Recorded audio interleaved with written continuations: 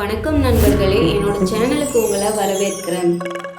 மனிதனுக்கு யார் மீதும் எதன் மீதும் அதிகாரம் செலுத்தும் உரிமை இல்லை என்பதை விளக்கும் ஒரு அருமையான ராமாயண கதை இது.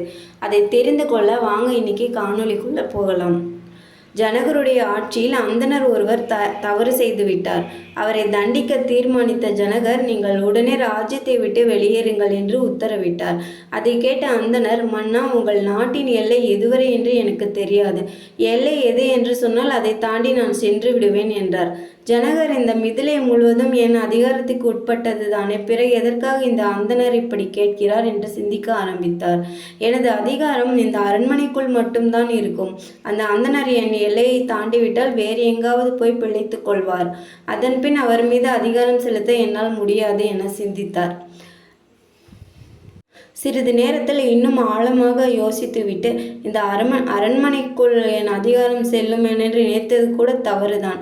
காரணம், அந்த அரண்மனைக்குள் அமர்ந்து கொண்டு ஜனகராகிய நான் கட்டளையிடுகிறேன், எனது உடம்பை நீ இப்படியே இளமையாக இரு என்று கட்டளையிட்டால் என் உடம்பை என் உத்தரவுக்கு கட்டுப்பட்டு இளமையாக இருக்குமா என்ன என்று சிந்தித்தார்.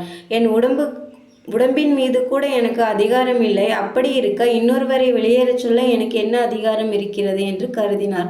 மொத்தத்தில் இந்த உலகில் வாழும் எந்த மனிதனுக்கும் தனக்குத்தானே அதிகாரம் செய்து கொள்ளக்கூட அதிகாரம் இல்லை என்பதை புரிந்தது. எல்லாம் கடவுளின் அதிகாரத்துக்கு உட்பட்டது என்பதை அவர் சூசகமாக புரிந்து கொண்டார். ஜனகர் அந்தணரிடம், என் அதிகாரத்துக்கு உட்பட்டு இந்த உலகில் ஏதும் இல்லை என்று கூறுகிறார். ஆகையால் நீங்கள் விருப்பம் போல் எங்கு வேண்டுமானாலும் இருக்கலாம் என்று தண்டனையை ரத்து செய்து விட்டார். அந்தணர் அவரிடம், என்ன இது, இவ்வளவு பெரிய ராஜாவாக இருந்தும் உங்களுக்கு அதிகாரம் இல்லை என்கிறீர்களே என்று வியப்புடன் கேட்டார். மனதில் தோன்றிய அனைத்தையும் அந்தணரிடம் சொன்னார் ஜனகர். அப்போது அந்தணர் தர்ம தேவதையாக உருமாறி நின்றார். ஜனகரே, உன்னை சோதிக்கவே அந்தணராக வந்தேன். தவறிழைத்தது போல் நாடகம் ஆடினேன். நாட்டின் எல்லை எது என்று ஒரு கேள்வி கேட்டது அது உலக வாழ்வின் யதார்த்தத்தை உமக்கு புரிய வைத்து விட்டது. போல் உத்தமரை உலகம் கண்டதில்லை என வாழ்த்துவிட்டு புறப்பட்டார்.